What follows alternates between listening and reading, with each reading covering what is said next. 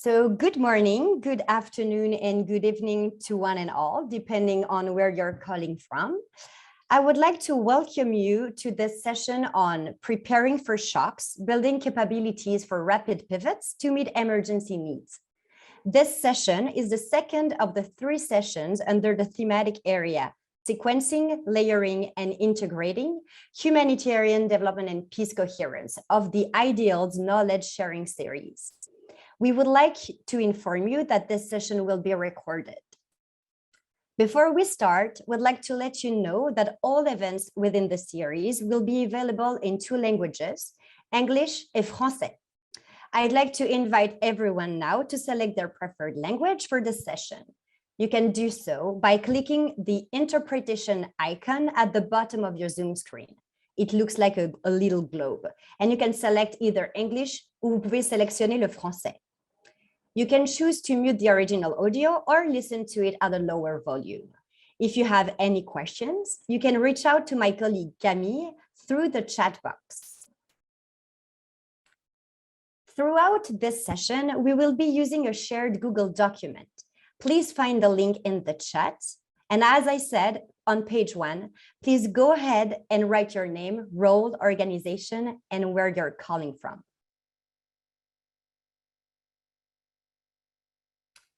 Yesterday, the Ideal Knowledge Sharing series session explored how longer-term humanitarian programming can meet immediate needs while intentionally sequencing, layering, and integrating some development and social cohesion activities to also contribute to resilience and peace. And today, our session will focus a little bit more on the development side and how programs can concretely build resilience to shock and support risk reduction. We will discuss practical examples of how development efforts to help communities better weather shocks through investment in preparedness in order to avoid backsliding and also protect development gains. You will also hear about how development activities can pivot in times of crises and partner with humanitarian teams to jointly support communities through crises. Lastly, you will hear about enabling conditions for this agility and also some of the challenges that the teams are also facing in going through this agility between humanitarian and development. This session is a dynamic dialogue. It's a dynamic dialogue between the host and the interviewees and between them and you two, the audience. They will spend the first 50 minutes in a conversation before opening it up for others in the audience to join the conversation and share your experiences and questions. Throughout, we invite you to write any thoughts, insights, or question you may have for the speakers in the Google document. See, there's a second table with a little light bulb in the header of this document, and we'd love to hear about experiences beyond the speakers. Our hope with that session is that we can create a space for peer-to-peer exchange on how different types of programs and timeframes can better be sequenced, layered, and integrated to jointly support populations to prevent, cope, and adapt in the face of increasingly compounding natural, climate, and conflict-related shocks and stresses.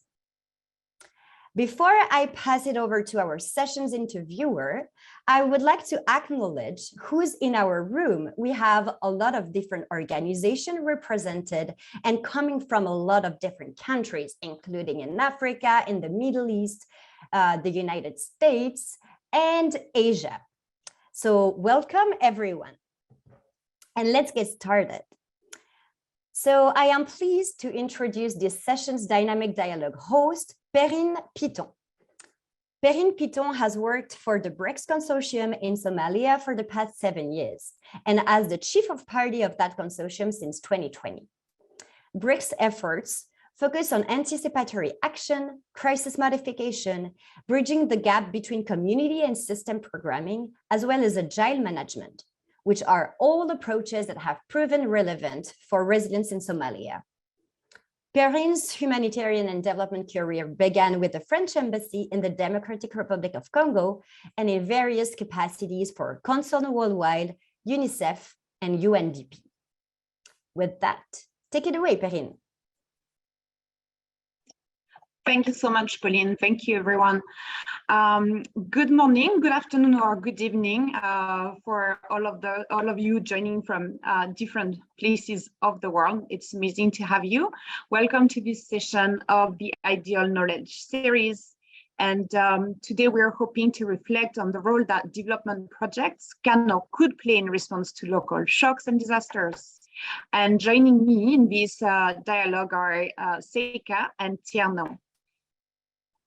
Seika Kabir is the Director of Knowledge Management, Research, Learning and Communication for a USAID BHA-funded resilience food security activity that is called Nobo Jatra. It's led by World Vision in Bangladesh. Seika leads a team to drive collaborating learning and adaptation strategies, communicate impact, increase visibility, and strengthen collaborative processes to amplify reach and impact. Before joining World Vision, Seika worked in research and communication roles in the UK with Asia House, UK India Business Council, the British Asian Trust, Save the Children Bangladesh, the United Nations Development Programme, and Helen Keller International. Seika holds a BA in Anthropology and Sociology and a Master's in Social Anthropology from the London School of Oriental and African Studies. Welcome, Seika.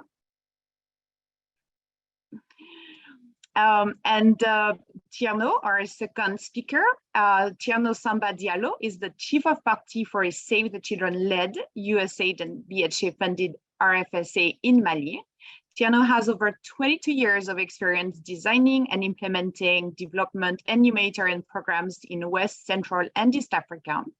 He brings a wealth of strategic leadership and technical expertise in food security, livelihood, private sector development, financial services, and market systems development, among others. Tierno has led teams and stewarded projects in Niger, Mali, DR Congo, Uganda, Liberia, Guinea, and Nigeria. And he has a BA in English from the University of Conakry, Guinea, and a master's in public administration from the University of Liverpool. Welcome, Tierno.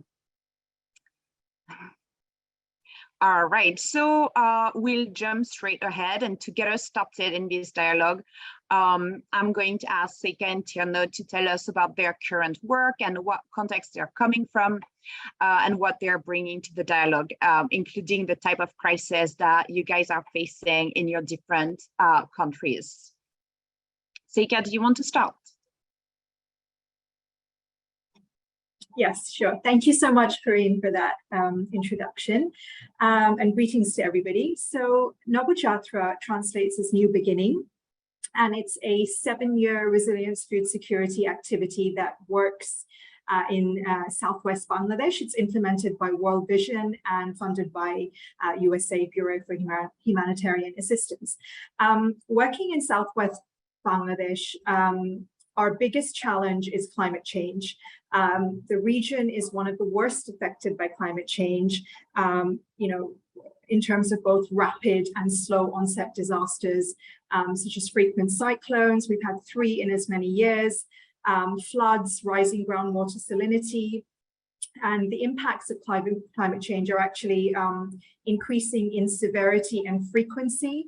And they accelerate the loss of livelihoods, productive assets, they reduce availability to safe drinking water, and they affect nutrition outcomes.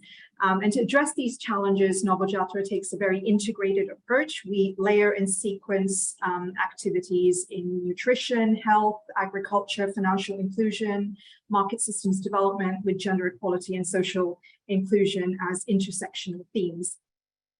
As you can imagine, working in this context has required us to be very agile. It's required us to pivot and respond to shocks and stresses, which can really undo the development gains and weaken the absorptive and adaptive capacities of communities that we are working with.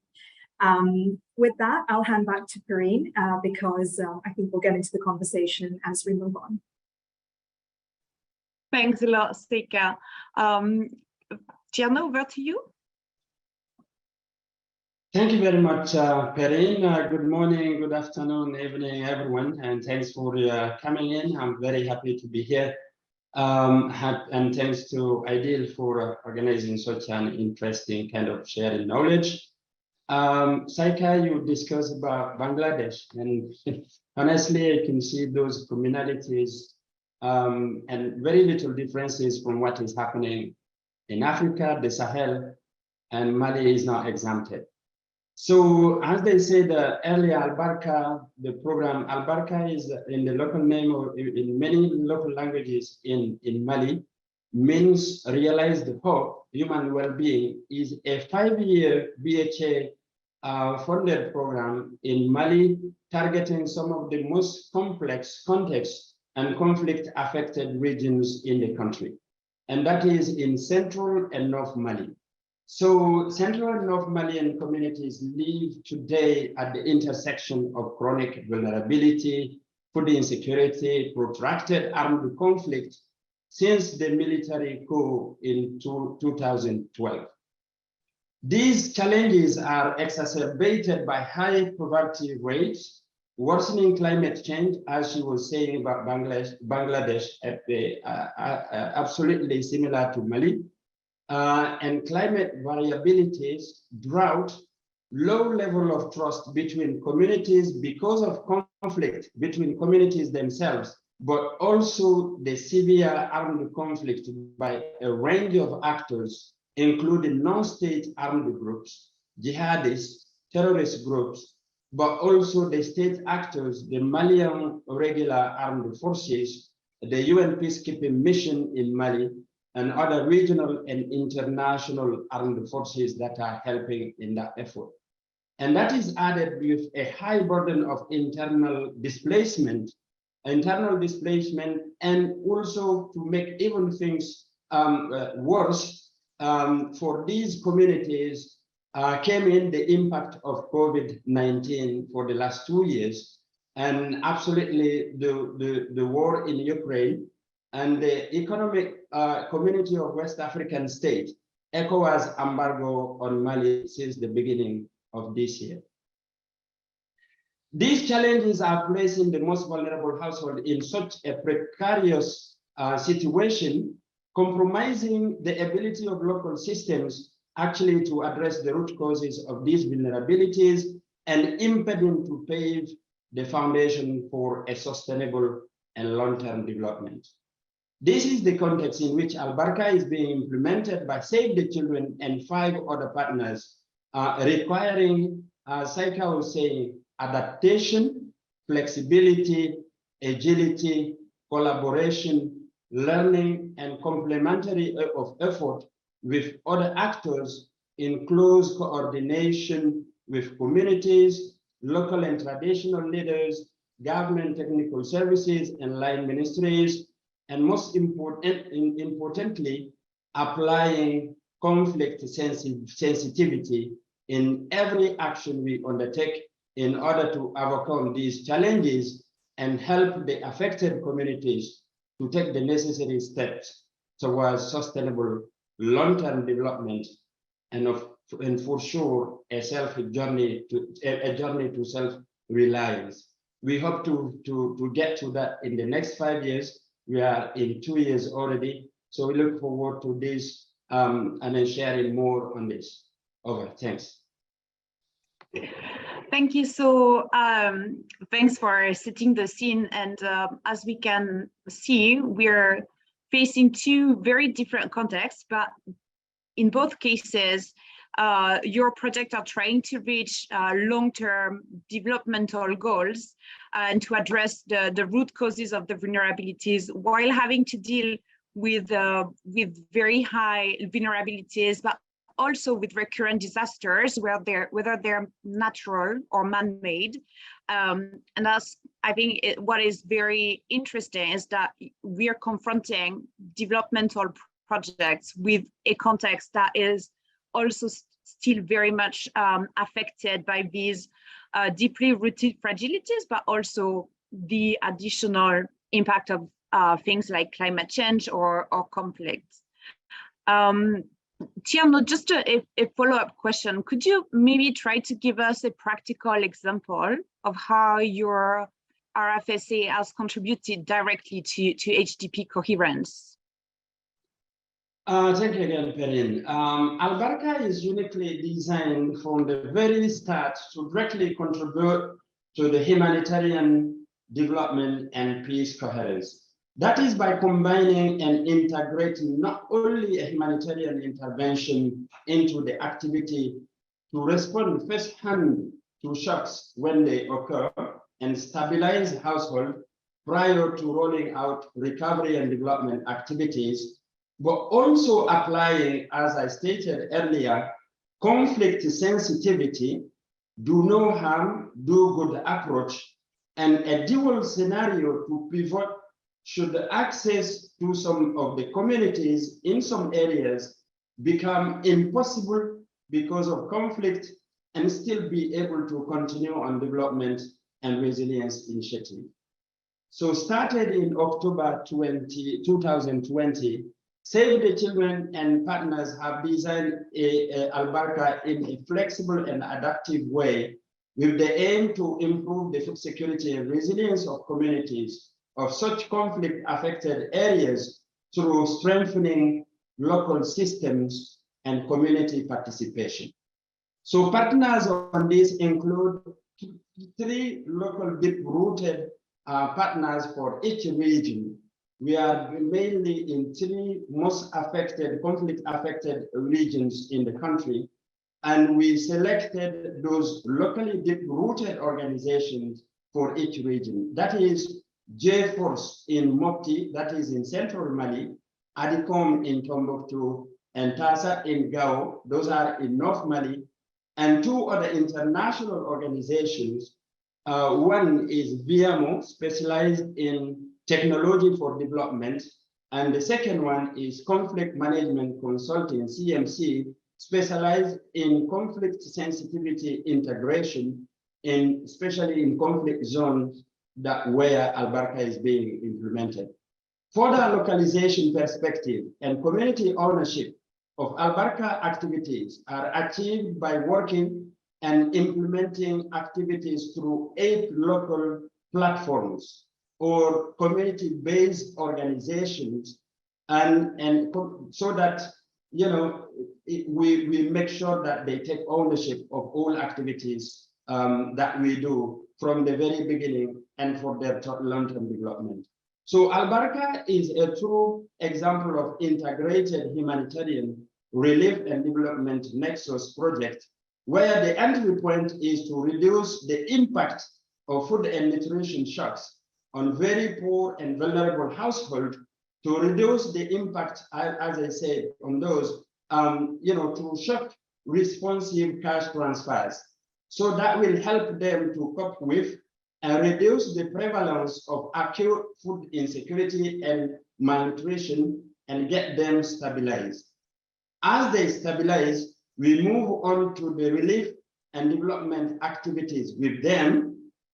And we do with them, as we said from the very beginning, it's important to have the community participation in an integrated peace and conflict sensitivity into any implemented activity, and then make sure that staff capacity is also built within that, and coordination with other actors. That is to avoid doing any harm or amplifying the conflict in an already fragile and conflict-prone context. Again, this is how we see Albarca significantly contributing to the humanitarian development and peace coherence for the well-being of communities and children in Mali. Perrine. Thank you. Very interesting to see here the link also between localization, capacity of staff at the field level, and this capacity to link humanitarian, building the capacity of the humanitarian caseload to bring them towards more resilience and towards that developmental objective. Sika, maybe you can tell us a little bit, and then Tierno can also explain from his point of view. In these contexts of compounding shocks, development actors, they work in areas that as we were just saying, also receive humanitarian peace-building assistance. Could you give the audience a practical example of how your program collaborated with humanitarian actors to address these immediate needs? So what is that relationship like? How does it work, and how do you work together with humanitarian actors?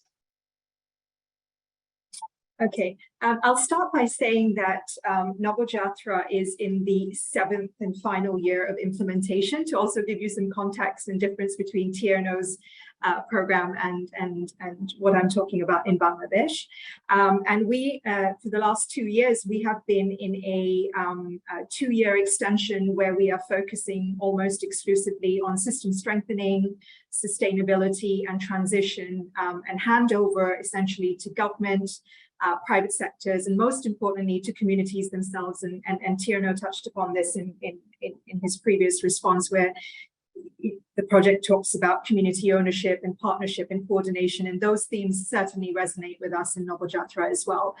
I would have to say, in terms of the Noble Jatra experience, for us, what has been critical has been the whole coordination and partnership piece, particularly in the context of compounding shocks and stresses. Given that the shocks and stresses in Bangladesh are largely climate related, we've also had to grapple with the global COVID-19 crisis, but largely, by and large, it's climate change that is our biggest challenge.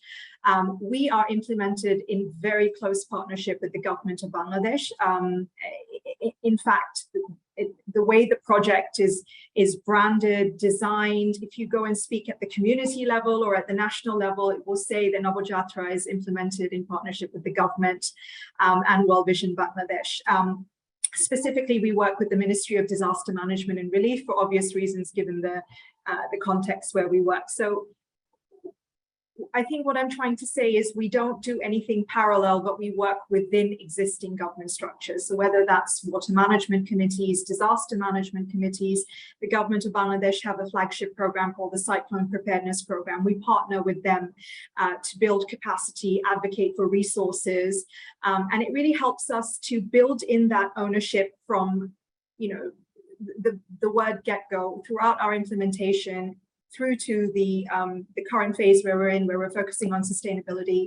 It really helps us to build in ownership, helps us to optimize resources and minimize duplication of efforts.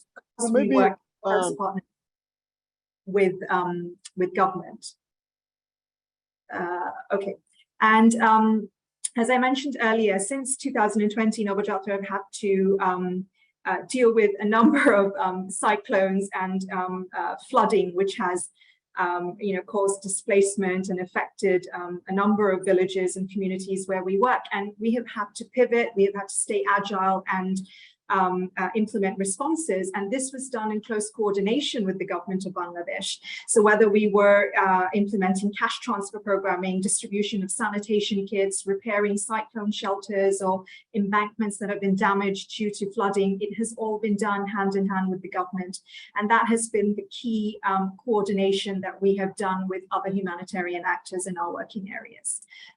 Over to you, TRNO. Thank you very much, Saika. Honestly, listening to what you're describing and how the approach you're using to coordinate with government and government structures, I wouldn't have much to add, but taking on the context that sometimes, as Perrine was saying, the similarities and differences, but the note is here, we cannot actually achieve impact and leave lasting sustainability if we don't work with government structures. We have to consider that we are in these places because they need support. And the first and foremost, even though we're working at community level, the government has the role to do development. So if we are there, we are contributing to that and complementing to that. So working with government structures is essential. So that's why I think in contexts like Mali and Bangladesh, coordination and collaboration among humanitarian and development actors remain essential if we are to help those communities to be the drivers of their own transformational change through humanitarian and development interventions. For Albarca, setting up such a kind of a paradigm from the very beginning was very essential. I mean, compared to yours, which is at its 7 years like implementation, we are in the second year. However, we made sure that to get started, we start with that. So a coordination with existing clusters, food security, nutrition and health, humanitarian, rapid response mechanism that exists, actors that exist in place. And a typical example here is that to assist vulnerable households during the lean season, Albarca and other actors will split the vulnerable household caseload between us. So with a cash transfers and make sure we complement each other. And then comes in the government, local, regional, and national structures, local authorities and technical service officers. That is in each sector of intervention of Albarca. So the different sectors that we have line ministries that we definitely coordinate with and get the support from them. The typical example there too is we have coordinated with the government of Mali social safety net system in our areas of intervention to support and stabilize vulnerable households with emergency cash transfers. So with that, and then from the very beginning, what we also did is a mapping exercise of all humanitarian and development actors in all Albarca intervention areas that led to joint planning, sharing experiences, and sharing approaches. This has helped us coordinate and collaborate not only with USAID funded programs such as like the Feed the Future development programs that exist here and other health programs, but also other non-USAID funded programs, especially in the wash sector, that helped us to mainly focus where the gaps and the needs are the most. This is essential for sharing best practices and related tools, and of course, avoiding duplication that is very common in such contexts. Perrin, I think that's just amazing to hear what happened in Bangladesh and also in Mali.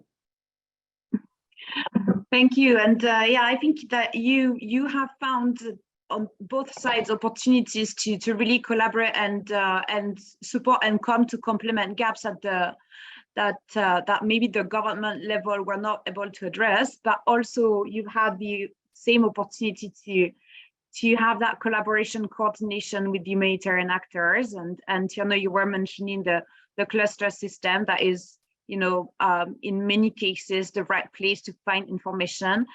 And you also mentioned like that initial mapping of other existing actors and projects. I think those are, they might, you know, be common sense, but they're also the beauty of having multi-year programming. When you have multi-year programming, you do have time to go through these steps and these motions and establish these relationships and inform other people of, you know, what are your capacities, which areas you're working, so that, you know, the information sharing and the stepping stone for collaboration are in place from the beginning. Which, you know, sometimes if you have a 12 months time frame, you cannot do all these things, you know, and that's really the beauty of having these like long-term projects. You can do that collaboration, that coordination that sometimes you just cannot afford in something that is short-term. And once people know that you're established and these are the areas where you're working, then they just also sometimes come to you, you know, I have this caseload, you know, is there something you can do about it? You know, what are your capacities in the next 12 months?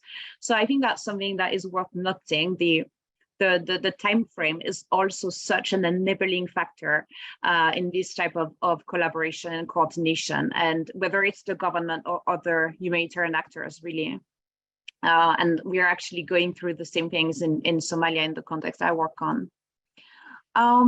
So, I mean, we've talked a little bit about supporting and helping and filling gaps when necessary, but maybe another component of something that we are also doing through these long-term projects is have you been able to prepare communities to be more self-sufficient and sometimes maybe even avoid the need for a humanitarian intervention, sort of use preparedness, anticipatory action, or even like these long-term development activities to actually enable these communities or these local actors to reduce the risk or to entirely avoid a hazard becoming a disaster by themselves? And maybe as also a follow-up, if you're also interested in talking to this, have you ever seen a payoff for these investments in resilience so that you can actually see communities better weather shocks? Tierno, maybe you want to start this time? Yeah, very happy to do that.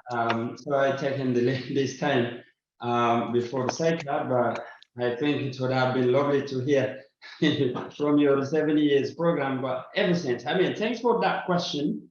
As I mentioned earlier, Albarca is built in a very kind of localized and community-led approach. That is in order to prepare communities to cope with, adapt, and transform for those recurring shocks and stresses, and in order to be able to be self-sufficient and take on the the journey to self-sufficient. I can start saying that because everything we're doing, we have to make sure that we build that human capital and local systems I've talked about. Those are like resilience capacities that we cannot afford losing them if we are to build long-term development for these communities. That said, I mean, for us, this is illustrated by what I had said about working with local organizations, like those really who know the context. But most importantly, the 8 local platforms that I had mentioned earlier, now I can detail a bit here. Looking every sector of intervention, we took those and we make sure that we work through them, and they are the drivers to the implementation of the activities. Those include the cooperative of farmers for all agriculture, livestock, and fishery activities, the village saving and loan associations to access of financial services and market linkages, community nutrition support groups, and those are called Groupe de soutien aux activités nutritionnelles in French, and for all health and nutrition activities at community level, from prevention to referrals and responding. And then we have the communal youth councils. One of the biggest components of Albarca is about youth empowerment, youth employment, employability, and job opportunities. So we work through the youth at the very community level to make sure that they take the lead on that. And then we have the community early warning and emergency response groups that are linked to the national level, but these are here to prevent the crisis, but respond to if they occur.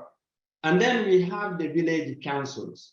These are community leaders that you cannot bypass if you are to reach the development gains in those communities. And then we have the water management committees for equitable access to water and water resources. Husband schools, that's the last one. Husband schools is a kind of a model that support women access to essential services, land and land ownership, and get support on their daily core activities. We see that when the capacities of these community members from these platforms are strengthened, and then when they lead on the implementation of activities themselves, including preparing for and responding to shocks, health and nutrition interventions, food security and livelihoods, as I mentioned earlier, access to financial services and market linkages, youth empowerment, and community-led natural resource management, then Albarca will leave them with lasting capacities and resources they need to weather future shocks and foster their durable resilience and development. I know that Saika may say more because we are at the start. So I hand over to you to hear more about what is happening in Bangladesh in that sense. Thank you, Tierno. I think I'm going to start by also picking up on something that Corinne talked about, which is the USP of these really large RIFSAs that are on ground is that we're already there. We're not just there for a crisis, but we're there over a period of 5 years or longer. In Nobojatra's case, we've been here for 7 years, potentially for 2 years longer.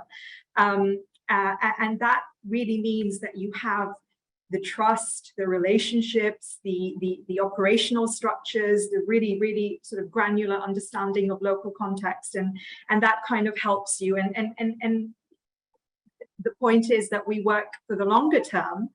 So we're not just doing pivots and responses, but we're actually looking at longer term resilience of these communities and taking an integrated approach. Our experience over the past 7 years has shown that one of the sort of catalysts for building preparedness and resilience that has helped communities to weather shocks has been the community-led savings groups or the village savings and lending associations, which Tierno mentioned. These have really supported communities to stay resilient, during the entire COVID-19 crisis, after cyclones, floods, and they provide economic support to over 30,000 participants, predominantly women who are working in the informal sector. And the group provides much needed access to finances, and so much more beyond that, information on health and hygiene behaviors, the risks of gender-based violence, which spike in the context of crises. Information on government services around safety nets and relief packages. And in fact, our most recent data from April 2022 showed that after crises, over 80% of our direct participants actually accessed finances through these community-led savings groups to meet immediate household needs, to invest in healthcare, or to rebuild or expand their livelihoods which were damaged or lost during the crises. The second sort of trade-off we found in terms of helping communities stay resilient is our focus on disaster and climate risk management. So this is not so much the sort of early response and preparedness, but because in our context, one of the biggest challenges is rising groundwater salinity, which kind of renders traditional agriculture, it requires you to take on climate smart agriculture and use saline tolerant seeds and really think beyond traditional farming techniques which have been used in that region.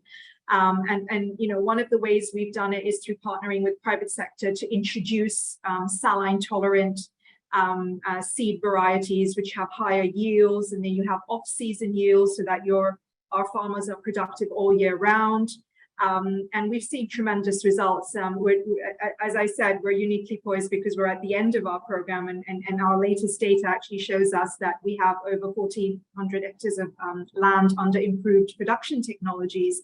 And this has knock-on effects on strengthening resilience of communities. Because they have improved productivity, improved profitability, and this essentially supports resilience efforts. The other thing we feel that has really supported us is the household disaster preparedness piece. Because we're on ground, we have a component where we ensure that our households have disaster preparedness plans at the household level. And this means they have a 10-point checklist with do's and don'ts and what they need to do before, after, and during a disaster. So for example, preserving dry foods where your nearest cyclone shelter is, keeping your productive assets safe, and so on and so forth. And we have really seen that this has supported communities to stay resilient in the longer term. Before I stop, I just want to also talk about the advocacy piece to the government of Bangladesh, because that is something that has really helped us. And what underpins us and holds us together is our partnership with government, and really working in such close partnership that they are our advocates at all levels. We've seen most recently earlier this month that there were some floods, there were some embankments that were damaged, and a number of villages were flooded.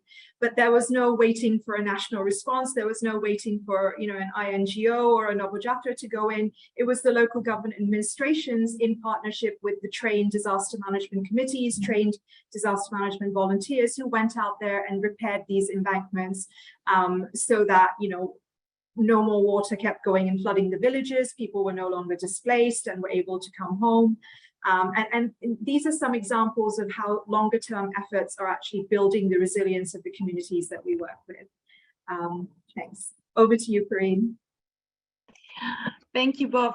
Thanks for the really good examples. It's really nice to, I really love a project that was well thought through, and that, you know, as you're saying, like, really tries to address the different layers of intertwined vulnerabilities in different and also sort of common sense ways. You know, they're not necessarily, it's not that you have a silver bullet to address a specific problem, but it's like you use a lot of the local resources and a lot of common sense and awareness and preparedness to strengthen that resilience. So that's really amazing to hear. Also, Seika, well done on the amazing results in terms of improving agricultural capacities in the perspective of climate change. Yeah, we also have similar approaches, and we've also seen that you are talking about the VSLAs and the saving associations, and those were also specifically helpful for us in the perspective of the COVID-19.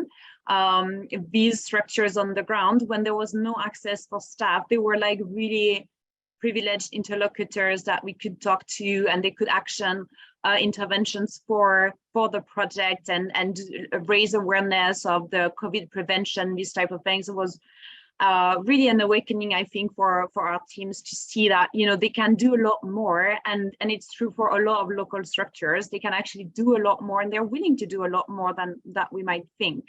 So it's really a positive shift, I would say. So now let's go to the next step. You know, when a crisis escalates, you know, quickly, and you see that it gets to a level where that preparedness and that resilience building are not going to be sufficient for community members to actually cope. What did your program do, and did it pivot, and how? And maybe I'll turn to Seika, because I know that you guys have a long-lasting experience with these type of events. So maybe you can walk us through how does it work concretely?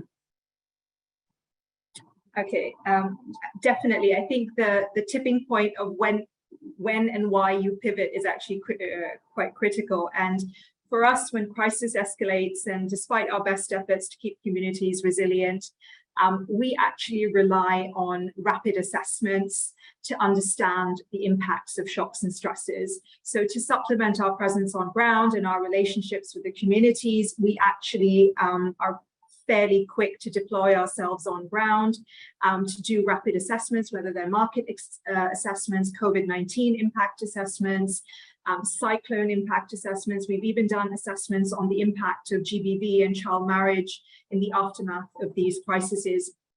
And the data is actually collected in close partnership, again, with the government of Bangladesh, and in fact, the donor, who rely on their implementing partners like World Vision to understand local context. The data that comes in through these assessments forms the justification for the pivot, so to speak, that, okay, this is the situation on ground, things are actually quite bad, and this is where the pivot needs to focus on. And we have found on multiple occasions in the aftermath of cyclones, in the aftermath of COVID-19, in the aftermath of floods, that when we have been able to deploy ourselves and have these assessments and this data on hand, we have been able to feed that back to the donor fairly quickly, then the turnaround has been quick. They have been, you know, they've realized that in order for us to achieve our overall goal and to support our participant households, you know, to not backslide into that extreme poverty and stay resilient, that a response is needed. And we've had, as I mentioned, I think maybe 3 pivots where we've had to do full-scale responses for COVID-19, Cyclone Amphan, and a smaller flood response. And that has been with BHA and the government of Bangladesh approval. And to be honest, it has largely relied on the way Nobojatra has been able to package that justification and how quickly we've been able to do it. Those have been really sort of critical enabling factors for us.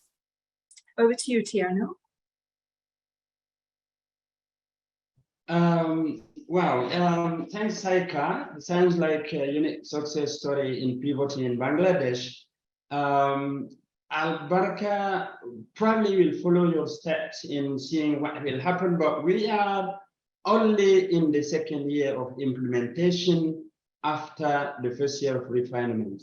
However, I mean, comparing to what you just described, Al-Barka is uniquely designed to be flexible and allows to anticipate on these shocks before they can occur and or significantly impact on the resilience effort. So crisis or shock responsive kind of interventions are part and parcel of the program itself. They are integrated in the program like cash intervention for 4 years within the 5 years of the life of the program. So that said, and then again, with that, we've included like nutrition sensitive cash transfers for specific women, I mean, pregnant and lactating women and other women under, with children under 2, and to make sure that also they can mitigate any shocks that can, hamper them or prevent them to be able to take on recovery and development activities. For example, in this second year, Al-Barka has been able to transfer cash responsive intervention to over 12,000 households during the lean season. However, we're looking at that, you described the fact that, you assess, you justify, but we're looking at that if needs rise and poverty kind of deepens more than we anticipate in the course of the years of Al-Barka, then we will be confronted with kind of the need to strike a careful balance between responding to the humanitarian needs and saving enough resources for the long-term development and resilience activities. And again, that gives us to further the reasons to better coordinate with other crisis responders and government of Mali social safety net systems, but also the kind of the rapid response mechanism that is in place with other actors. The typical example with that is that we've coordinated with the rapid response mechanism interveners in our intervention areas, so that in places where they can first respond to a crisis, such as like a massive displacement of people, then they can respond, then Al-Barka can come in after they have responded to take on the recovery and development activities. And that is kind of a well kind of coordinated way that we have in place. In addition to coordinating with those actors, we continuously and constantly monitor the humanitarian situation, the market prices, and nutrition status of children in the target areas so that we can anticipate on those shocks before they can occur.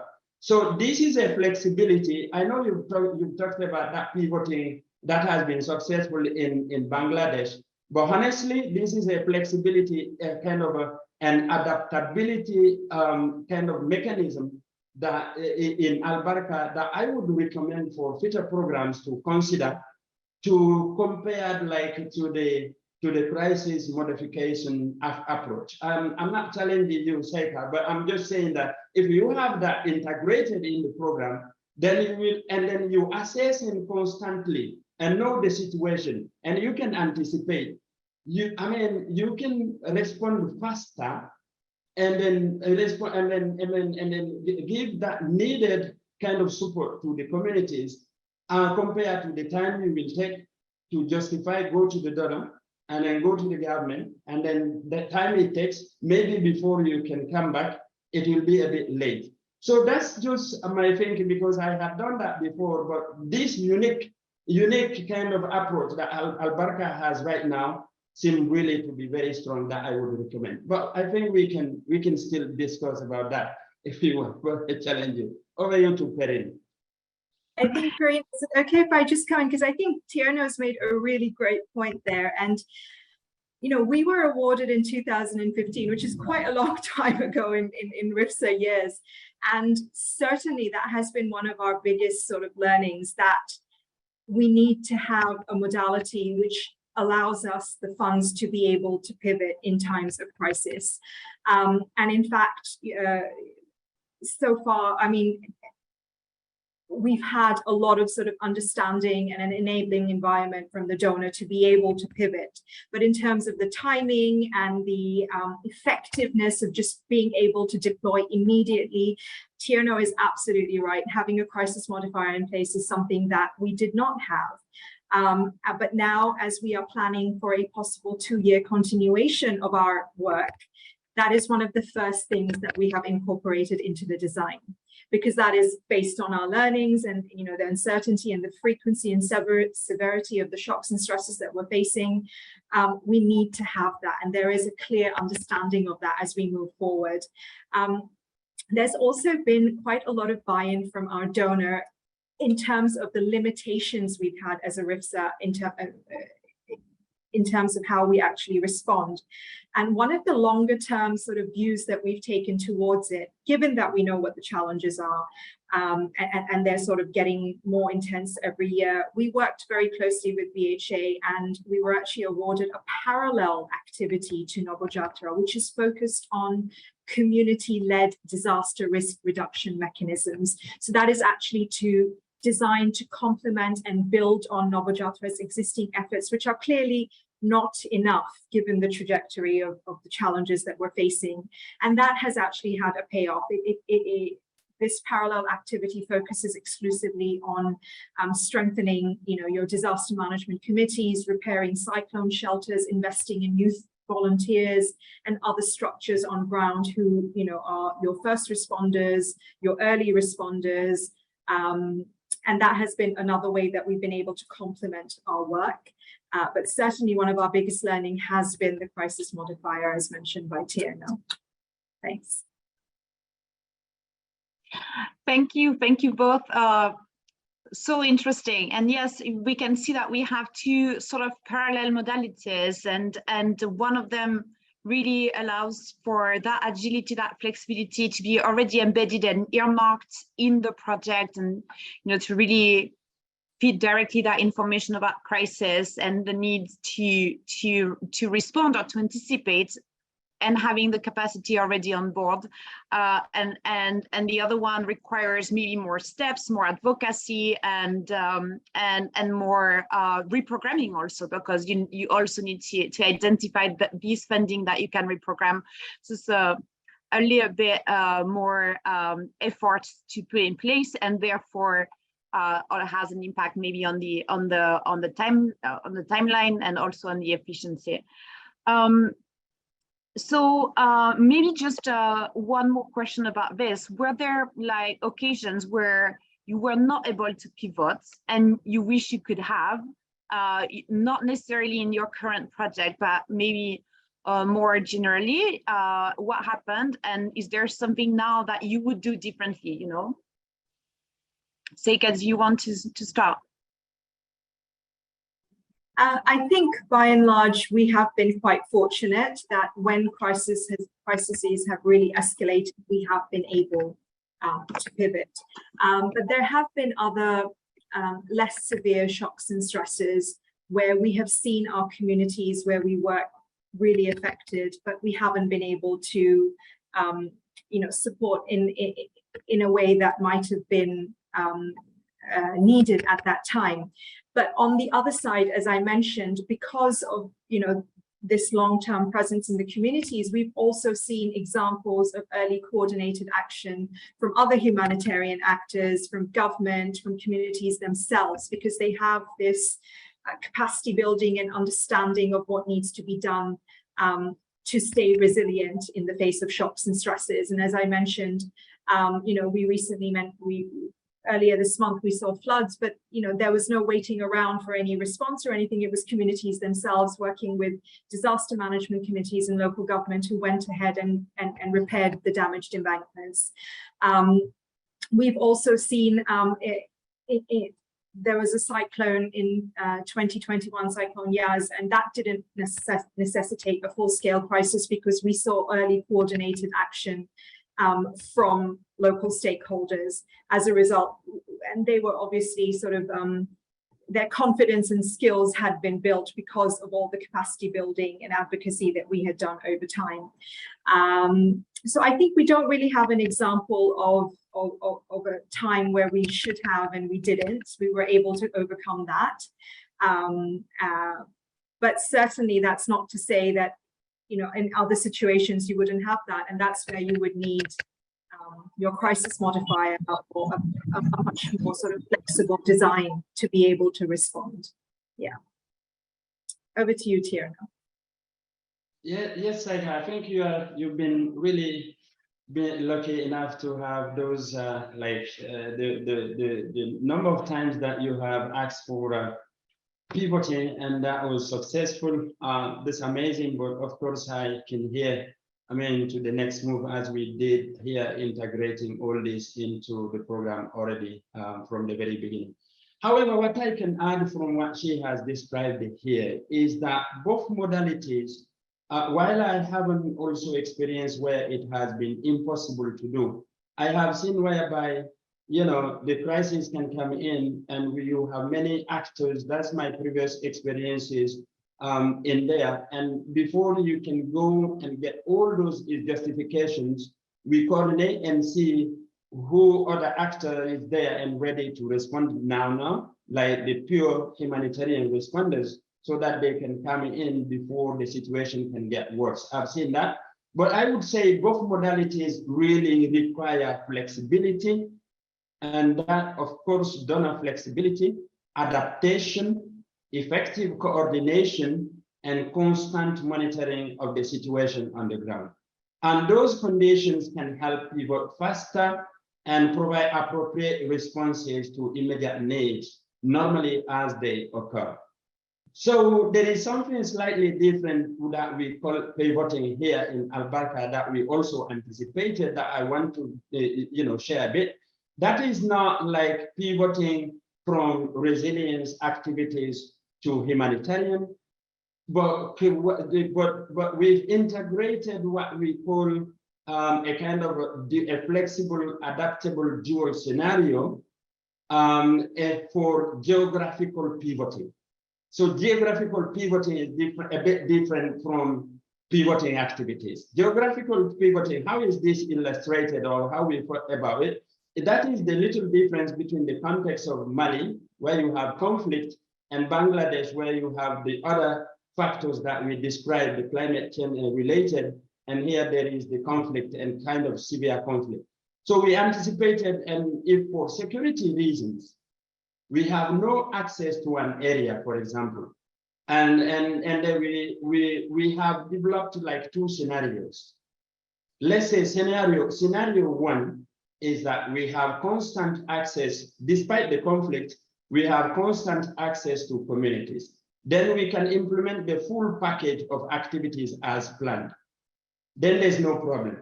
So in the second scenario, we have less access, but we still can work with community leaders, community representatives.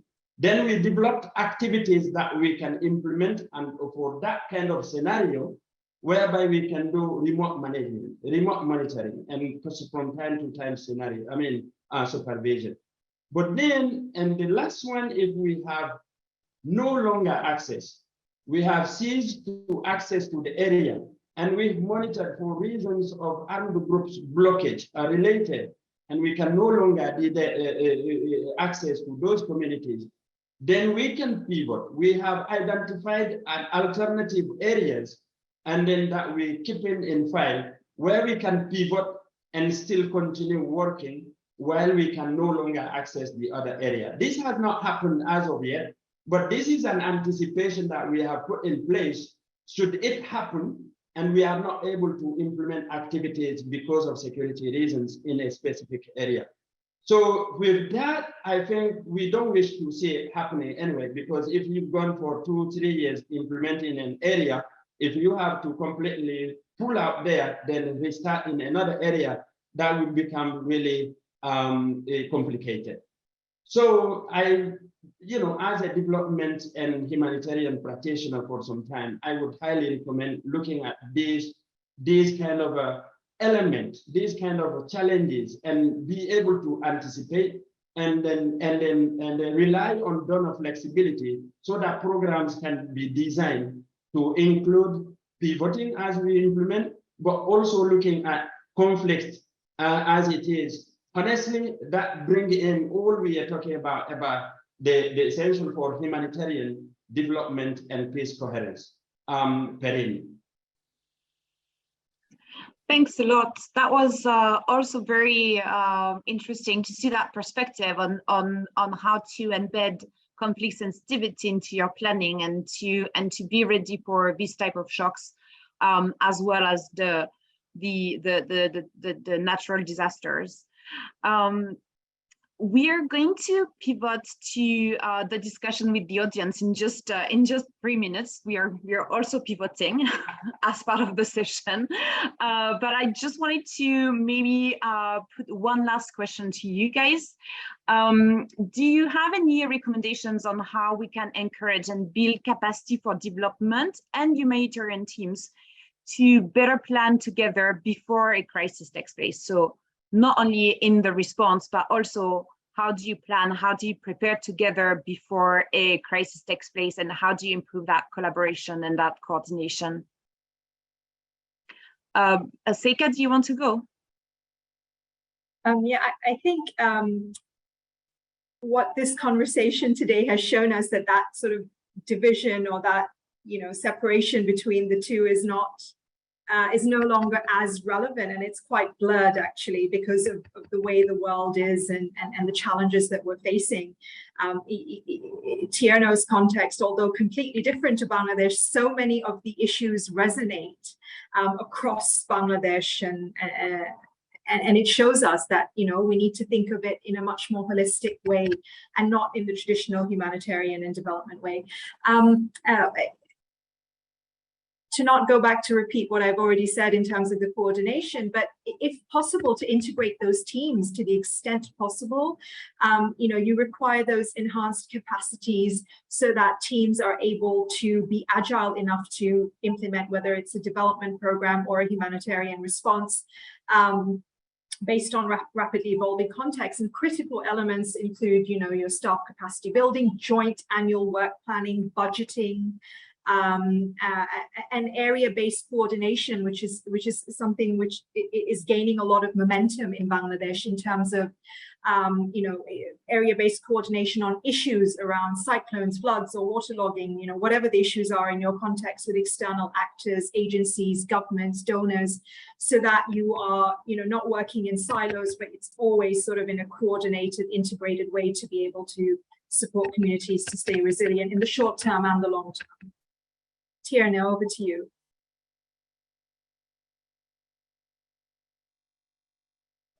Yes, I think you said it honestly, Seika. We've discussed the importance of coordination in all these activities as we do. And one last point, Perrine has mentioned is staff capacity building. I will emphasize on one thing first. Having local implementation partners from the ground, that really knows the context and are accepted by the communities and are reliable.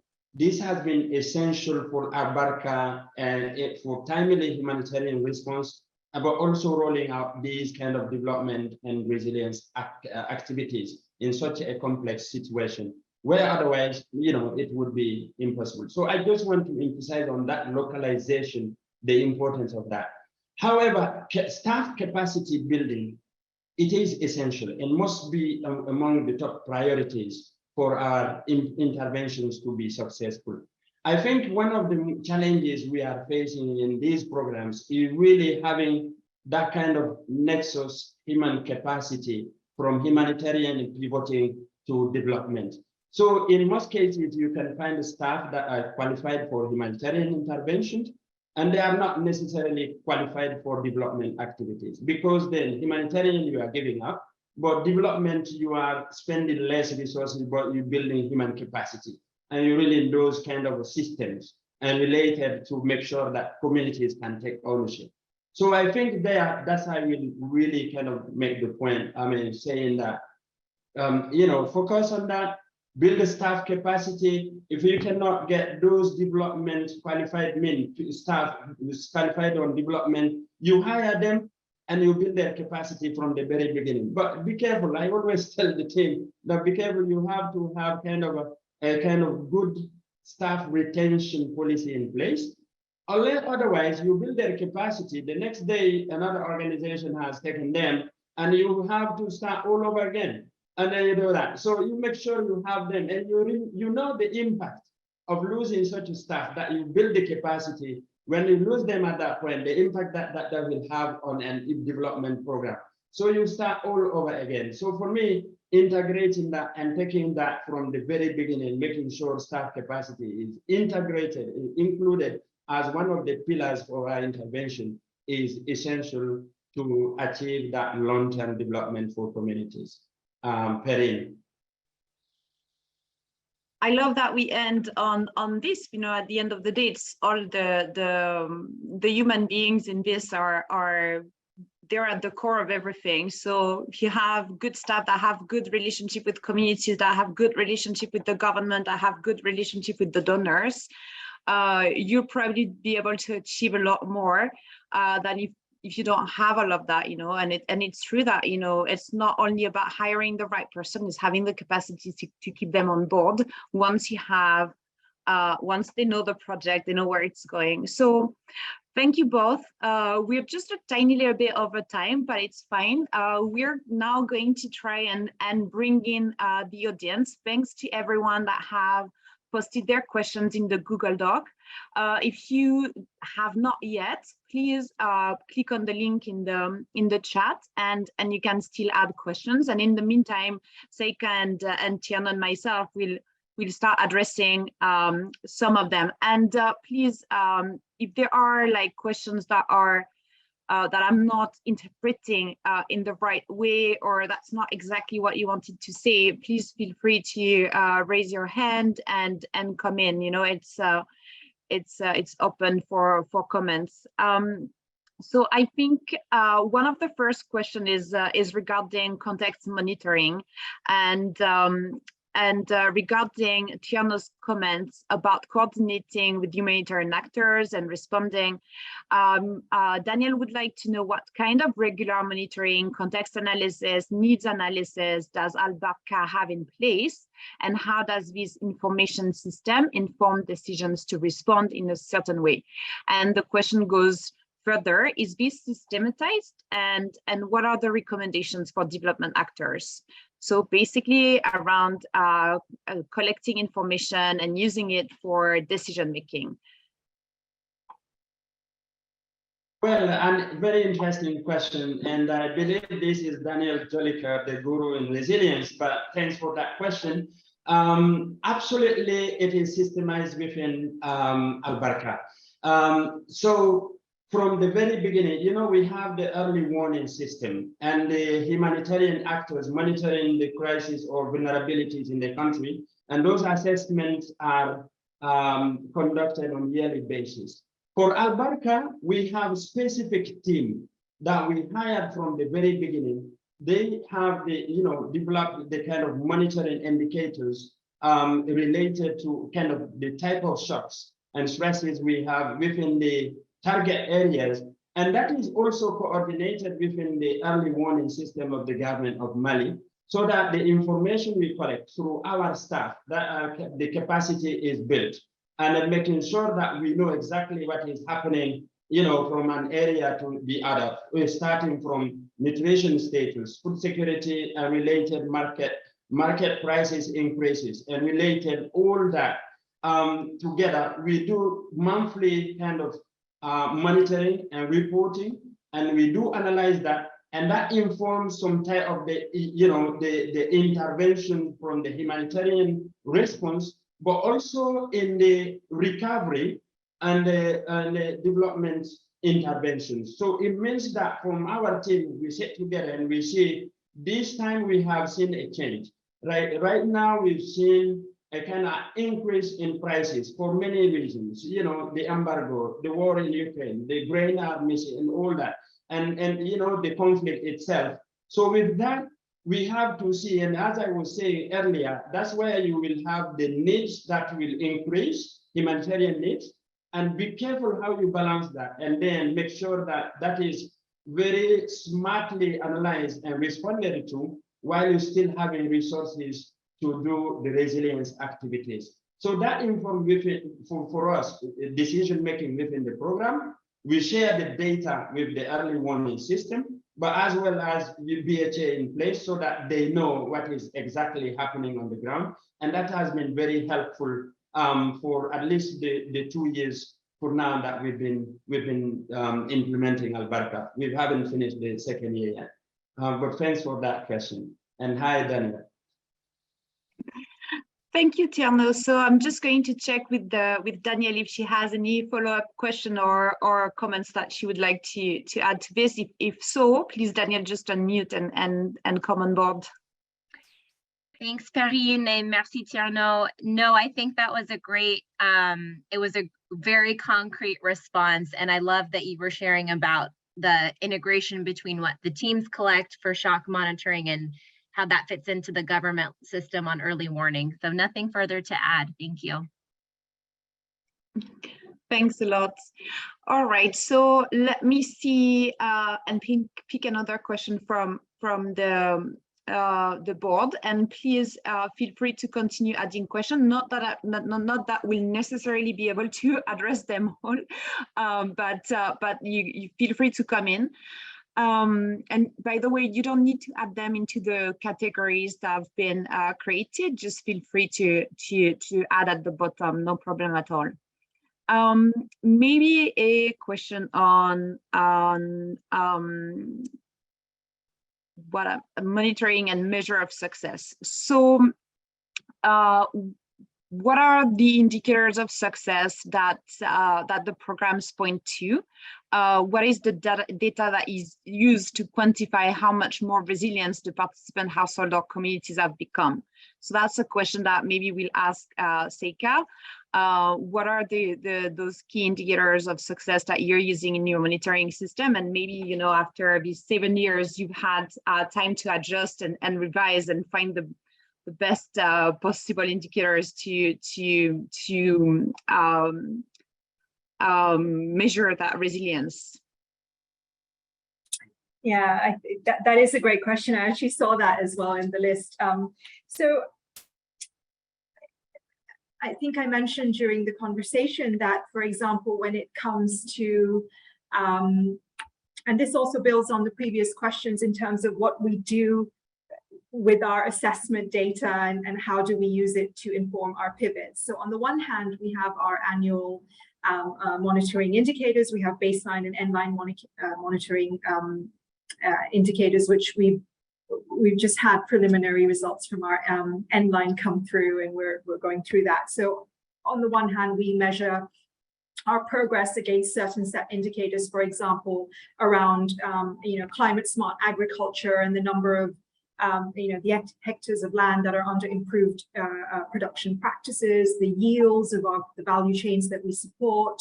And then we have other indicators around households that use early warning messages and apply them, and so on and so forth. And they show a trajectory of whether you're going in the right direction or not. And certainly we do evaluate critically our performance on these indicators on an annual basis to see that we're actually, incrementally approaching that pathway to build resilient communities in the way that we should. But in terms of the data from the assessments, I think that was a great question, because in the short term, it tells you that, okay, these are the three top needs. Livelihoods are compromised or completely lost, healthcare is compromised, and food security is an issue. So immediately you can, if needed, you do your response. But in the longer term, how do you take those findings and adapt your programming, right? And one of the things we do is to use these assessments to very specifically inform our implementation in the following year. So for example, if we see that access to livelihoods has been compromised significantly or access to savings groups, the need outweighs what we have on ground. That's something we have to scale and replicate. And that also forms the justification and the argument for our planning for the future. So I think the monitoring goes both ways. There's the routine monitoring, there's endline, baseline, and then there's the qualitative learning and the assessments that we do to supplement that and you know, be as responsive as we can based on the local context. Thanks a lot, Seika. Now, if you don't mind, I'll go to a question on layering humanitarian with development. And this one is specifically addressed to Albarca, so to Tierno. Albarca integrates nutrition-sensitive cash distributions. How are these actions layered with potential support to market system development tied to the program? Not only to avoid that cash undermines the local economy, but to ensure that these two types of interventions are reinforcing each other.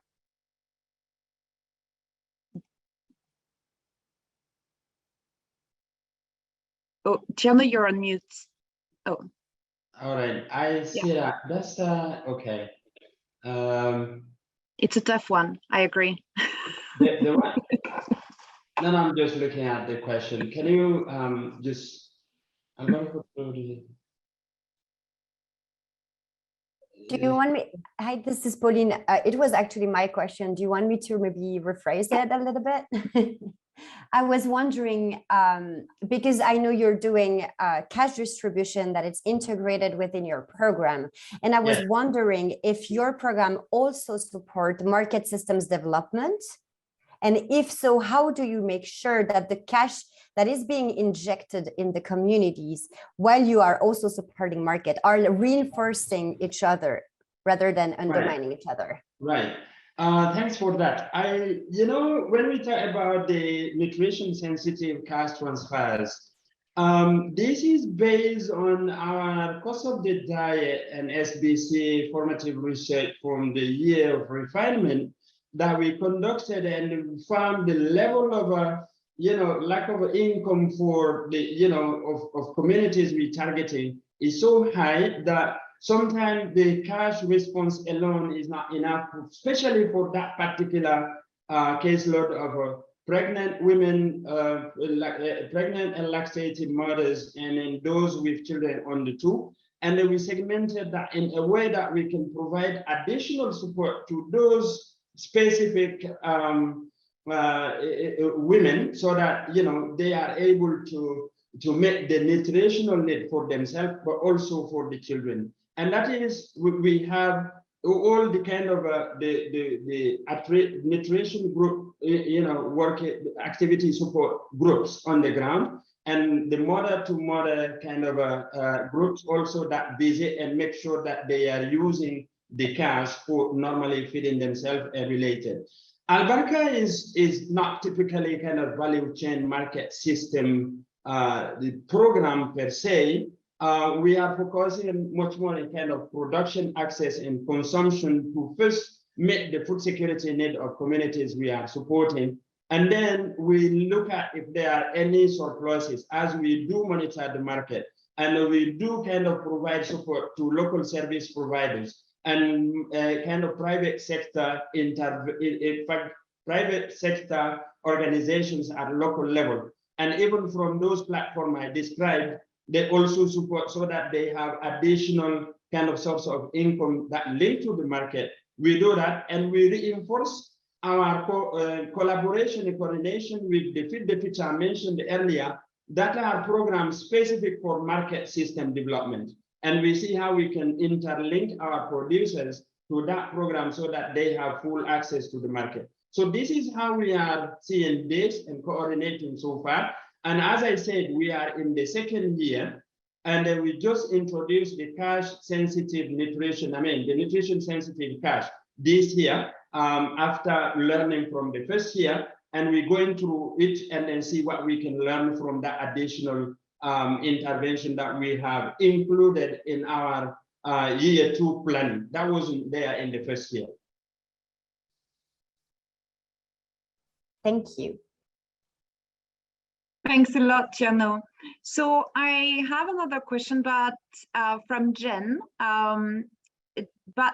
It sounds very interesting. It relates to adaptation and flexibility. Jen, would you mind maybe unmuting and actually asking the question, because I think that maybe there's a little bit that's missing or something that I'm not entirely understanding. Yeah, happy to. Yeah, so maybe I should just give a brief background, which is to say I'm coming from a climate adaptation and resilience perspective, so not so much humanitarian specifically, but we've been thinking a lot about developing flexible adaptation pathways. So the idea is to not just necessarily for an implementer to maintain flexibility, but for communities to maintain flexibility, since we don't necessarily know what climate impacts are going to occur, right? So the idea is you don't necessarily want to commit to building a cashew farm if we don't know whether the climate projections are going to be favorable for cashews, right? That's kind of the idea. So you want to promote development pathways that maintain flexibility to climate change in order to strengthen resilience in the face of climate, right? And so I was just wondering whether you thought, I really loved a lot of the takeaways on how to build adaptability and flexibility. And I was wondering whether you had any thoughts on measuring flexibility. Like, are there indicators or measures that can indicate how flexible your program or your resilient community outcomes are? Does that make sense?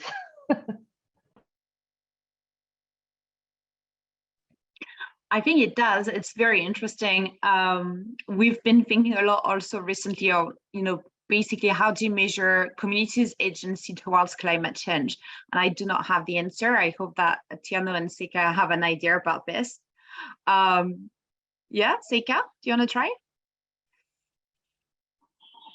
Yeah, I can have a try. I also like the first part of what Jen said in terms of staying flexible. If cashews is not going to be the right crop, then we have that flexibility to have another value chain. And part of that resonates with us in Bangladesh, because we have tried to introduce new crops based on saline tolerant seeds that are available, that ensure production all year round, as opposed to in small pockets throughout the season. And one of the things that we've seen that has really done well, and there's been high demand for it, great production, great profitability, is around watermelons. And we had a great season for that year before. And then in this past year, there's been a huge amount of interest from our producers and farmers to grow watermelon, because they've seen that it can reap huge benefits. But unfortunately, it hasn't really worked this year as much as we had expected, for a number of reasons. There was limited rainfall, there was flooding, and the access to markets were disrupted at certain points. So that agility around your adaptations for, as you kind of introduce new climate smart approaches, or you adapt within that sphere, is really important, because just because it worked one year, or it should work on paper, doesn't mean that it actually will. And I think that's something that needs to go into our planning, and certainly in our justifications when we see the data coming in terms of why something worked or didn't work with regard to value chains. In terms of indicators to measure agility, and I think that's a great point, Jen, and I don't think we have that in Noble Chatra. And sometimes I think when it comes to indicators, you have to think outside the box, and not just go with prescribed indicators for your program, and really think of very specific custom indicators that help you to measure your resilience through the frame of being agile. And that's something that we need to factor into our planning and design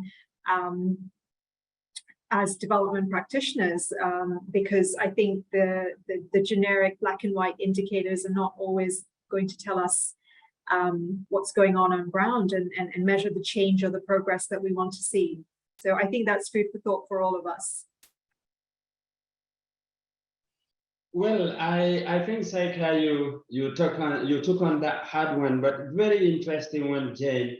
And the last one, I think measuring flexibility. That's something that maybe we should think of. Flexibility from the donor, flexibility on the intervention, flexibility in terms of adapting and related on how we measure that. I think I'm taking it and scratching my head and saying that normally there's something we need to know more about. And honestly, I don't know, but if there is any follow-up and your ideas on how to measure that, I would be very interested to know more about, how do we think about flexibility and how measure it? That sounds really great to know. If we go to the donor and they say, well, this is, go ahead with that, how do we measure that kind of flexibility? Yeah, I think we're losing Cherno a bit, but exactly. Thank you so much. I would definitely follow up. I think I was even thinking like, can we have indicators about coordination? Cherno was talking about the importance of coordination. Can we measure coordination? Can we measure, how much you're able to respond to those assessments that you were talking about in Bangladesh? All agricultural activities. We make sure that she talked about access to improve inputs, environmental kind of adaptation. Tiano, I think there might be a problem with your connection, or is it on my side? It keeps like coming in and out. Is it me? No, it's him. Sorry, Tiano. Maybe we'll people adapt to climate, and which is really kind of the major thing that we think is common to the entire areas that we're working on. Why my camera you cannot start? Tiano, I think your connection is a little bit shaky. That's why probably why your camera turned off, and you were cut off in your response. I'm sorry about that. Right. No problem. And the last thing I will say that, Jane, is that from our market monitoring, at least for the last 2 years, despite the conflict and the access and related, market is functioning and can support cash interventions. And we've been monitoring that and then making sure that the injecting more cash is not kind of disrupting the market functionality or impeding the kind of service providers' ability to also progress in their income generating activities. Over, Perry. Yeah, no, and Jen, in our programming in Somalia, we've had indicators to measure coordination, to measure the number of times when communities were providing feedback that led to changes in our plans, or directly from their end amending the community plans, these type of things. I think measuring it quantitatively doesn't appear to be so efficient. I think this is probably best done qualitatively, and that's sort of my experience, that at the end of the day, yeah, we were able to say like, oh, these communities requested changes to their community action plans 18 times, but it also depended a lot on the changes in context. Like communities that were going through a lot of changes in context were also adapting their plans more than those that maybe also had the same type of agency but were not going through those many changes. So anyway, I have a little bit of that experience, but we also have a lot of shortcomings. So we can maybe set up a different conversation, maybe an idea for Ideal to set up a discussion on how to measure things like adaptiveness, adaptivity, and also agency. All right, let's try to find another question in our question box. So I have one. How do you go about targeting when pivoting from regular activities to address humanitarian crisis? Do you usually target the same people, so your existing in your existing beneficiary database, or is this determined through your needs assessment? And if it's a new registration, does that cause a delay in responding sometimes? So maybe for Seika, because I'm not sure, but maybe Tierno can also give us their practices and their safety net approach. Yeah, so I think for us, certainly our assessments help us to gauge where the vulnerabilities are, and in terms of the areas within our working areas where the needs are particularly acute. In terms of targeting, because of the scale of our project, we work with close to 850,000 direct participants. So essentially who we target are already Noble Jatra participants, and we're already working with them. Within that, however, we do try to focus our targeting on the extreme poor, so essentially the ones that we categorize on living on less than $1.90 a day. In reality, it's probably on less than 90 cents a day. For us, it would be our ultra poor graduation participants and those living in really climate vulnerable areas. Within our working areas, it would typically be within Koira and Shamnagor. These are basically, ground zero for climate change. There, any kind of disaster, these are the communities that are hit, and our response efforts are typically targeted to these participants in these areas who are already Noble Jatra participants. So I wouldn't add more. It's the same. It is the same for us. I mean, the same beneficiaries are the one in our database. So once we target, they are the ones to benefit from humanitarian intervention, and then they support it to recovery and development. So yes, this is the way it is, and it hasn't so far kind of been a kind of limitation factor or a kind of limiting us to respond on time. But building on that, because you cannot say we have a kind of population-based targeting anyway. So for all those that are targeted as very poor and very vulnerable compared to the poor and those level, we're working with them, and anyone we target, they remain in our database, and we believe we can go ahead. By the time the program is finishing, they may no longer need kind of a humanitarian assistance, because they will be able to take their own steps for income generation and long-term development. So I'd just add that there. Thank you both. So it's a similar approach of targeting within your existing beneficiary database and using specific criteria in relation to the specific shocks. I have a question on donor and donorship. So in many contexts, there is a single donor multi-year programs are rare or funded only after several years of fragmented humanitarian programming as part of transition agendas. So that's a question from Isaiah. So Isaiah, if you want to come in and explain that better, please feel free. Do any of the speakers have suggestions for how implementers can advance resilience outcomes early in responses when short-term outcomes are rigid donor mandates, and rigid donor mandates are an operational reality? How implementers can advance resilience outcomes early in responses when short-term outcomes and rigid donor mandates are an operational reality?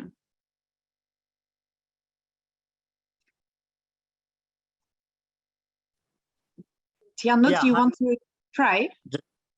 This is Isaiah, asker of the question. I think it is quite clear, but basically grappling during this webinar with the idea that there's a barrier to entry for having this really strong, effective multi-year resilience program.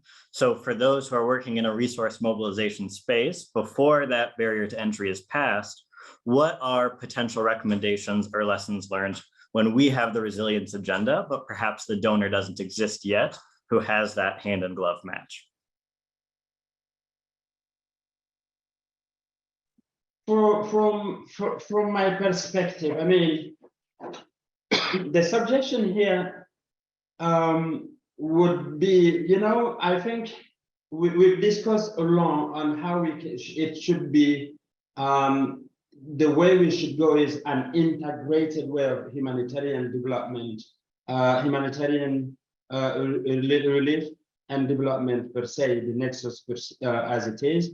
Donors may not have the same plan, but as implementation partners coordinate, it is essential for donors as well as, supporting these countries that are fragile to coordinate at that level and make sure that development and resilience kind of resources can be channeled on time. And by the time that, responses are being given to humanitarian crisis, so that resilience, advancing resilience outcomes, will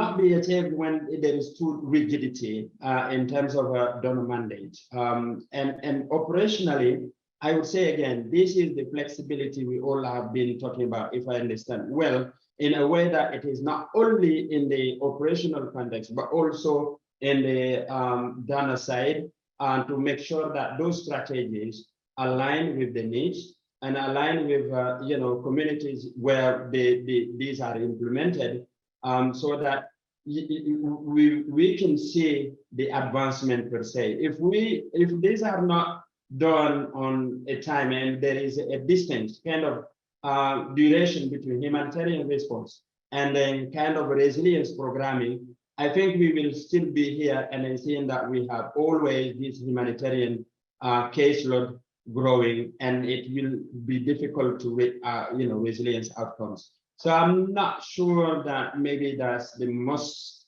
relevant answer, but yes, if you can have any idea on that, or Saika, maybe you have, or Perrine, over to you.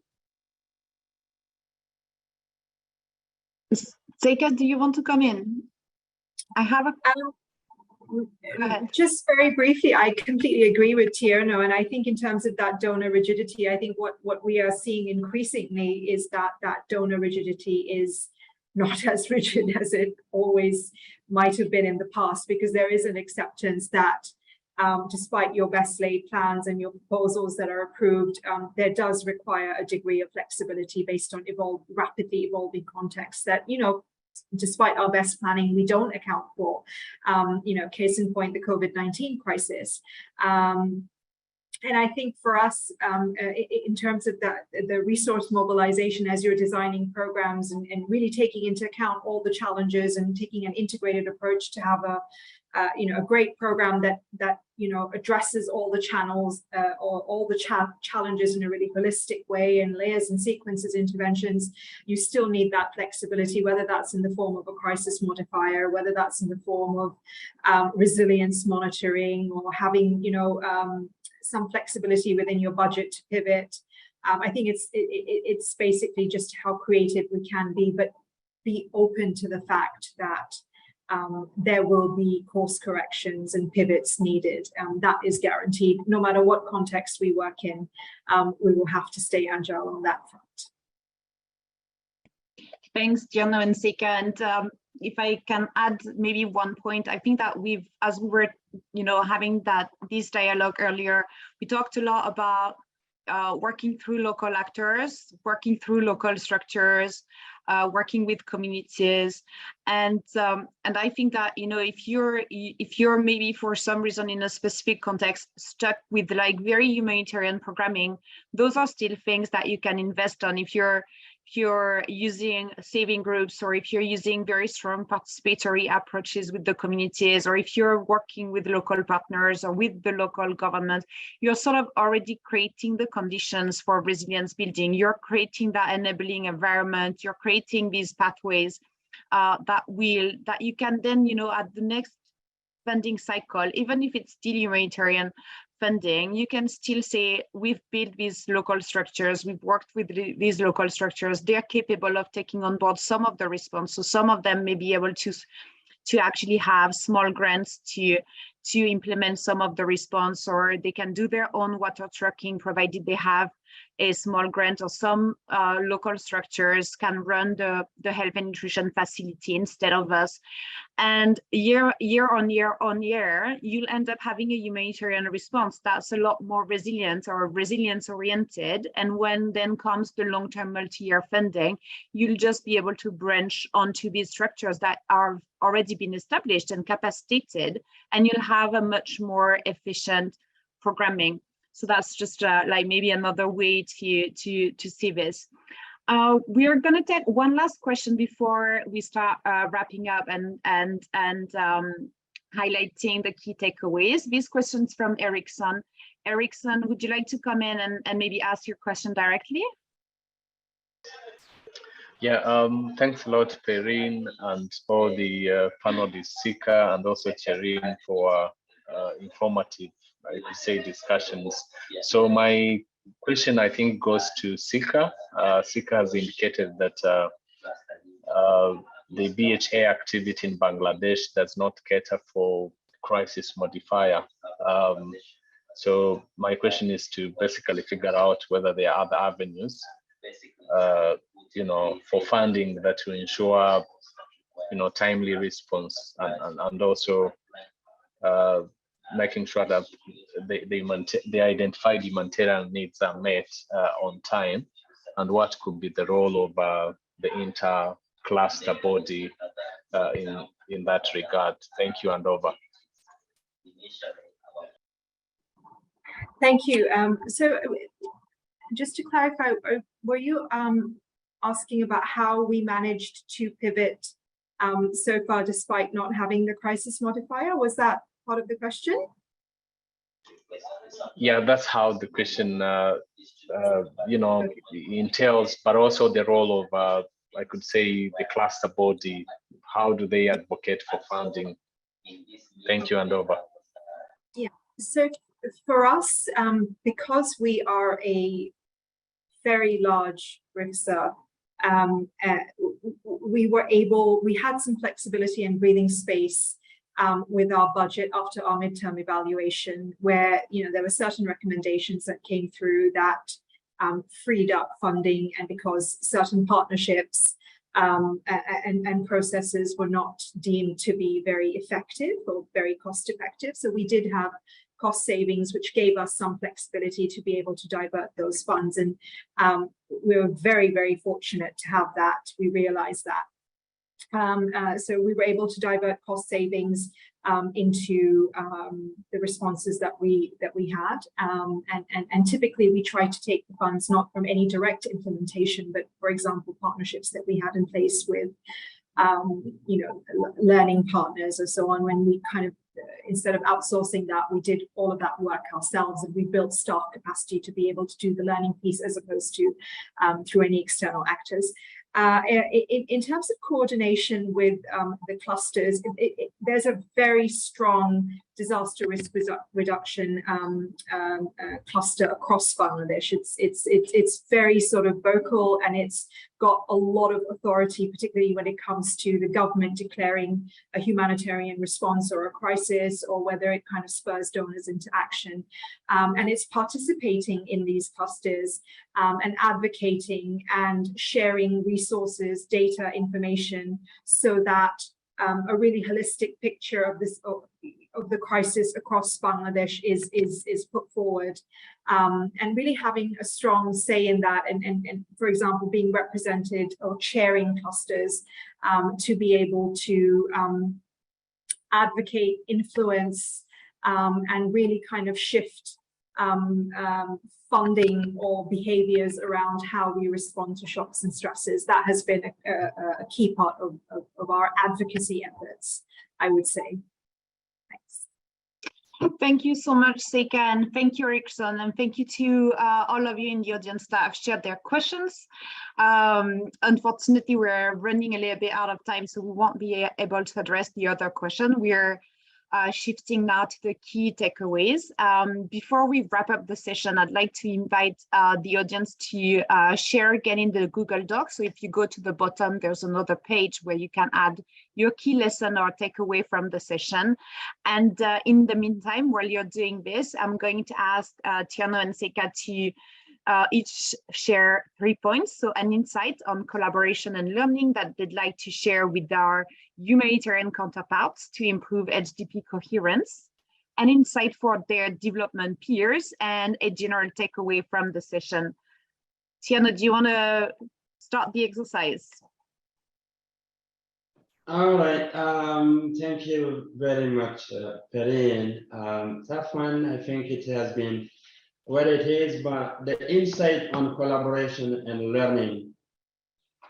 I think what I can say here is, coming back to the introduction, when we say our world is actually increasingly unstable due to many challenges that we have discussed all along the hour, including mostly climate change, war and armed conflicts. I think these taken, if we are to address this, a single entity, a single community or person cannot address these alone. So I would say we are really stronger together and can achieve highest impact in changing and improving lives and livelihoods of communities in these fragile contexts if we can effectively coordinate and learn from each other, but learn from past experiences and adapt to current ones. I think then together, I'll insist on the togetherness, because from my experience, anytime you start alone, you cannot go very far. But if we are coordinating, we are really collaborating, and with all entities, and not forgetting that we're working in a country, and they have the kind of the responsibility on those communities, and we're supporting them. That will be togetherness, and stronger we can do that, the better we can achieve those resilience and development outcomes. That's the collaboration and learning side of it. Not sure I can hand over to Sega, or I can go with the two others. Please go through the two others, thanks. The second one, I would say from my own experience and the discussion we have here, achieving development goals is possible. And only if we can be smarter enough than the challenges themselves that the world faces, and we can anticipate. So I take that very personal, I would say. If we are smarter enough, climate change, armed conflict, drought, and all that we've listed, we are human beings. If we can anticipate and we can really be smart on top of those, we will be still, development will still be possible. And I think children will not go hungry. So climate change, I would say, like conflict happens, if it happens in one place, it will definitely affect many places in the planet. For example, in the Sahel, conflict here has impact everywhere, because if you have famine in the Sahel or in the Horn of Africa, that will impact in the Americas, because you will see prices increases. You will see the increase in humanitarian needs. The increase need for resources. And the war, the example is the war in Ukraine, we have seen the impact. It's impacting the entire world. So with that, so it means we are implementing partners, and donors should further consider the flexibility and adaptability together as we design these programs in an integrated humanitarian development and peace coherence. And again, localization in this remain essential. Communities and local communities, community-based organizations, they know the context, they know the needs. And honestly, when you engage them, they have solutions. So let's not forget them when we are doing this. Let's think globally, but act very locally. That's very important. And the last general one, honestly, I wouldn't say something, but say this has been a fantastic learning session from me, and thanks Saika for that experience in Bangladesh, and Perrine, what is fantastic facilitation in the whole entire IDEAL team.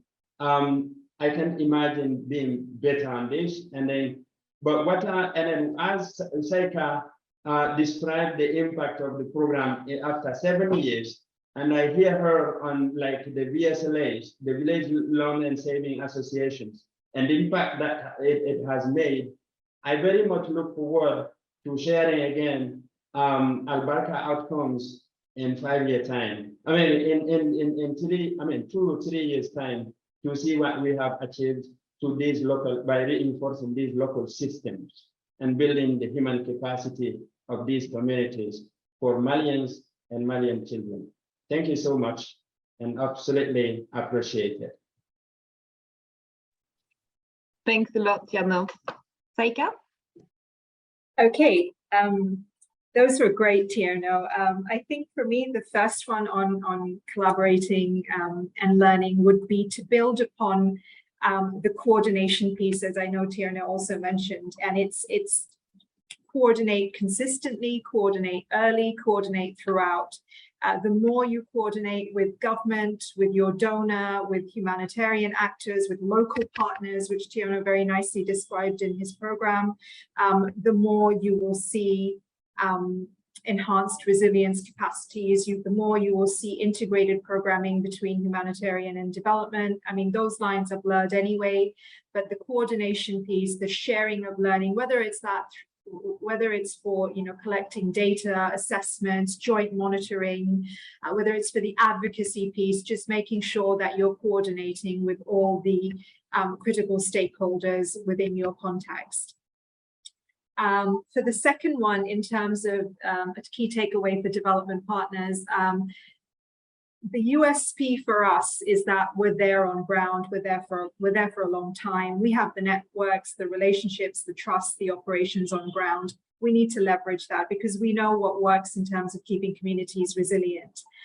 So as Tierno mentioned, if it's going to be the community savings groups or the VSLAs, if we know that's an approach that works, let's take that, let's replicate that, let's scale that. Not just in Bangladesh, not just in Somalia, not just in Mali, but across contexts, because it's a tried and tested approach and it's known to work.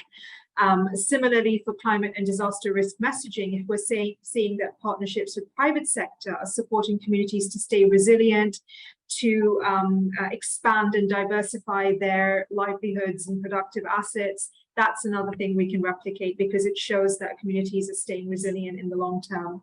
It's supporting them to be stronger. And in terms of a general takeaway, for anybody designing a program, for anybody starting a program, for anybody wanting to pivot or having a dialogue with the donor, please talk about things like crisis modifiers if you don't have them. Think about match funding maybe, or cost sharing with government, which, you know, the caveat will be in the event of a crisis, natural or man-made in our working areas, we will use this fund to, you know, have a planned response.